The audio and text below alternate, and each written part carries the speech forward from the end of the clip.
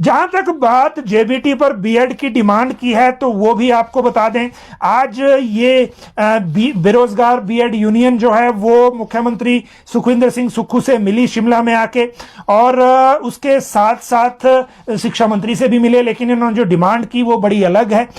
इन्होंने देखिए ये बेरोजगार यूनियन के प्रधान राजेश गौतम और महासचिव भूपिंदर प्रतिनिधिमंडल के साथ मिले आके सीएम से, और इन्होंने कहा कि जेबीटी के पदों पर जो बैच वाइज पदों पर बीएड को जो कंसिडर किया गया उसके लिए ये आभार जताते हैं। साथ में इनका रिजल्ट जल्द घोषिट करने की डिमांड की। हाई कोर्ट में जो केस है उस केस में जो सरकार पैरवी करे स्टे को हटाने के लिए, जिसमें उच्च न्यायालय ने जेबीटी टेट में वर्ष 2022 में स्टे लगा हुआ है।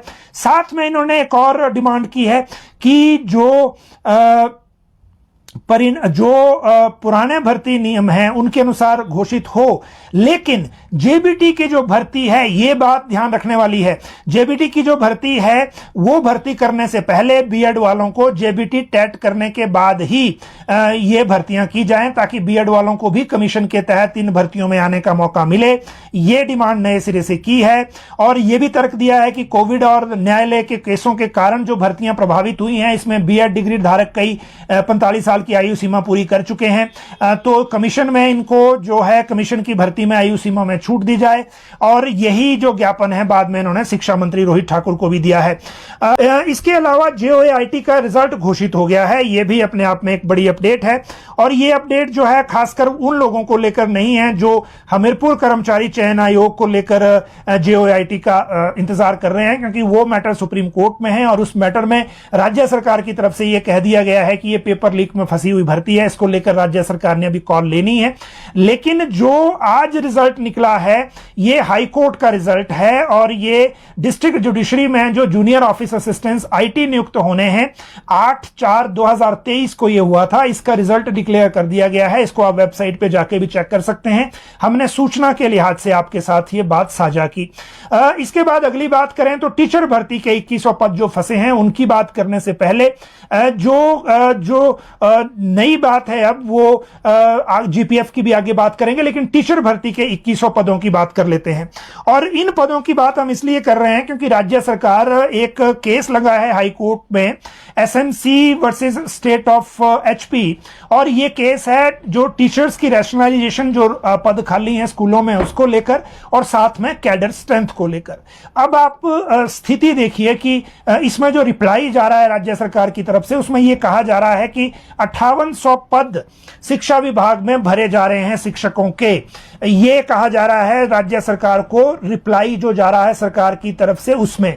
लेकिन जो केस कोर्ट में फंसे हैं उनको वापस कैसे रिवाइव करना है, उन भर्तियों को निकालना कैसे है, प्रमोशन कैसे बहाल करनी है, उनको लेकर क्या हो रहा है, इसके बारे में अभी कोई क्लैरिटी नहीं है। अब आप देखिए जेबीटी के जो पोस्टें हैं जिनको ये हैं 1277 1277, ये कोर्ट हाई कोर्ट में स्टे के कारण अब भर्ती प्रक्रिया रुक गई है। 870 फिजिकल एजुकेशन टीचर हैं, अरसे बाद ये भर्ती हो रही है, लेकिन ये भी रुकी हुई है क्योंकि हाई कोर्ट में स्टे है। जो स्कूल लेक्चर आईपी जो है वो कई साल से 5 साल से ज्यादा का समय हो गया, उसको लेकर किसी को कोई पता नहीं है कि वो कब होगी, क्या होगा और कब कोर्ट से निकलेगी। तो ये सारी भर्तियां फंसी हुई हैं। जब भी कोई मंत्री या सरकार की तरफ से ये कहा जाता है कि हम ये इतने टीचर की भर्तियां कर रहे हैं, वो कोई फील्ड में नहीं उतर पाती। जेबीटी की बैच वाइज भर्ती शुरू की थी नई सरकार ने, वो भी फंस गई। एनटीटी का आप देख रहे हैं हाल क्या है, और शिक्षा मंत्री दिल्ली जाके भी आ गए, लेकिन अभी तक भी कोई पता नहीं है कि एनटीटी की भर्तियां होनी भी है कि नहीं होनी है।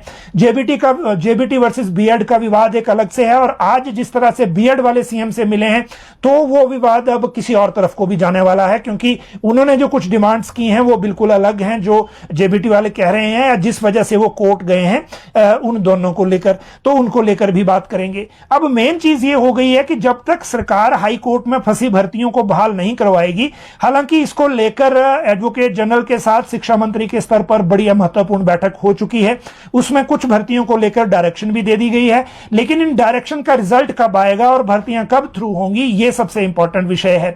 भर्तियों की बात करें तो हमीरपुर कर्मचारी चयन आयोग को भंग करने के बाद जो एक तरह से चीजें अस्त व्यस्त हुई हैं उनको समेटने में अब टाइम लग रहा है। सरकार जरूर कह रही है, मुख्यमंत्री ने भी कह दिया कि एक हफ्ते के अंदर रिजल्ट निकल जाएंगे। सरकार की तरफ से लिख के चला गया कि 7 पोस्ट कोड का आप रिकॉर्ड लीजिए हमीरपुर से और पब्लिक सर्विस कमीशन उनका रिजल्ट घोषित करे, लेकिन अभी तक उस बारे में कोई अपडेट नहीं है कि कब वो क्या होगा। राज्य सरकार ने लिख के दे दिया, लोक सेवा आयोग ने फुल कमीशन के बाद इसमें फैसला लेना है। संवैधानिक संस्था है, राज्य सरकार दबाव नहीं डाल सकती, हो सकता है कोई और विकल्प निकालना पड़े। लेकिन इन सारे विकल्पों के बीच में 7 दिन की डेडलाइन का क्या होगा, यह सबसे बड़ा सवाल है। और जब ये चीजें हो नहीं सकती तो फिर डेडलाइन क्यों दी जा रही है? विधानसभा के भीतर शिक्षा मंत्री ने कह दिया था स्कूल प्रिंसिपल प्रमोशन को लेकर कि 15 दिन के भीतर इनको कर देंगे, आज तक नहीं हुई। और जो फाइल चल रही है उसमें अब कह रहे हैं कि जो 261 प्रिंसिपल प्लेसमेंट के जरिए बनने हैं उनमें स्टेशन लग रहे हैं और आज और कल में ये ऑर्डर हो जाएंगे। कब होंगे इसके लिए थोड़ा अब इंतजार और कर लेते हैं।